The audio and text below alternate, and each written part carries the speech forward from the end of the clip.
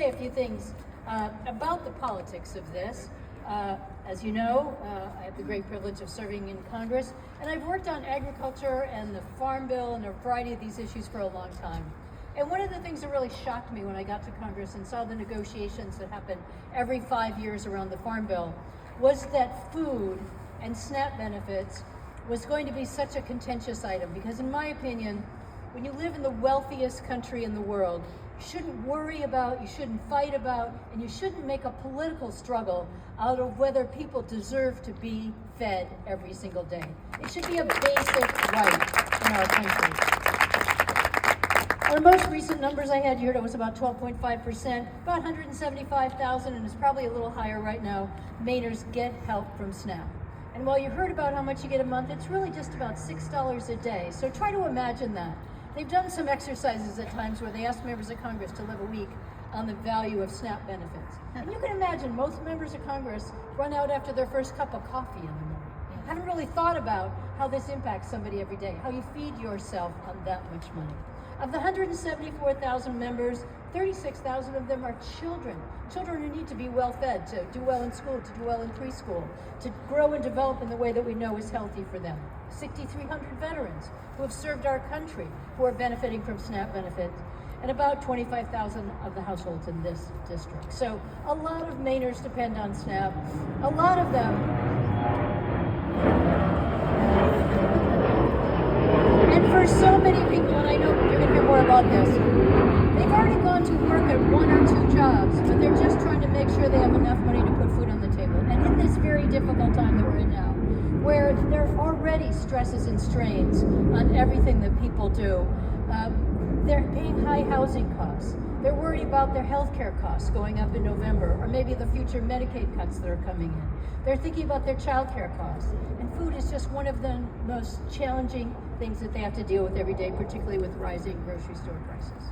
So I'm just here to say that this is unconscionable, that we have already made huge cuts to SNAP in the big ugly bill. So it's already coming this way, that states like Maine are going to have to pay a greater burden, that we've already changed some of the eligibility of who could get SNAP benefits, that we've already taken away SNAP education. We've got great nutritionists here who've been working in that program, a vital service to people figuring out how do I make ends meet with food I might be unfamiliar with or with less expensive food. And now we have the threat from this administration that as of November 1st, you're not going to get any SNAP benefits at all. And you know there are people right now saying, but I'm down to 1 week. I can't stretch this week into the next month. I can't keep stretching the money that I've got. So we've got people saying, I don't know how I'm going to make it. Just want to be clear about one thing. We are not losing SNAP benefits across the country because of the shutdown, although the government is shut down and it makes things more complicated.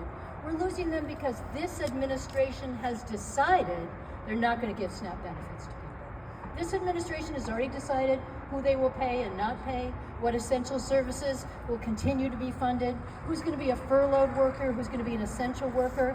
And as you've heard, at the USDA, there is $5 billion in reserves right now. They need about $8 billion a month. So they need to find that last 3. Let's just be clear. They found $20 billion to send to the country of Argentina. Don't even get me started. But they sent $20 billion. There's all kinds of money that's been moving around, and they're going to build a multi-hundreds of millions of dollar ballroom on the White House that they started tearing down the East Wing for this week. So there is money available. It can be moved. There's even a precedent for continuing to do this. I see, is that Kevin Buchanan? Oh my God. Wow. I see the sainted Kevin Buchanan.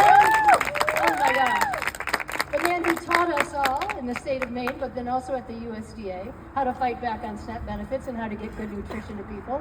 Thank you very, very much for all of your service. But as you know, when there are reserves sitting there, they are there to make sure that we have a contingency fund for this. There is money that gets moved around at USDA all the time. They're very likely to put together a $12 billion package to help the soybean farmers who have been harmed by the tariffs in China and the sales from Argentina to China. So all things you don't need to know, but the fact is, there is money there. We can do this any day of the week. But the idea that they are striking fear into families right now, that they are telling states, don't even send us your files because we're not going to prepare them for the EBT transfers, is unconscionable. In the wealthiest country in the world, that we would strike fear into people's jobs, families, and we would say to all the people you're going to hear about today and all the people who are out there figuring out what am I going to do next month, and that we would put the pressure on these food banks because it takes about 9 meals at a food bank to make up for one meal. It's about the equivalent of 9 meals served at a food bank to make up one meal. So the pressure on these food banks would be catastrophic. There is not enough food here. There is not enough canned goods in your pantry to donate for every person in this state that's going to go hungry, and it's just not possible to do. So we cannot let this stand. We have to fight back and just say, this isn't because of the shutdown. This is because an administration is choosing to do this. And we as Mainers are going to say no, and I hope states across the country will just say, no, we're not going to let you do that, not on my time. So thank you very much. We'll continue to fight.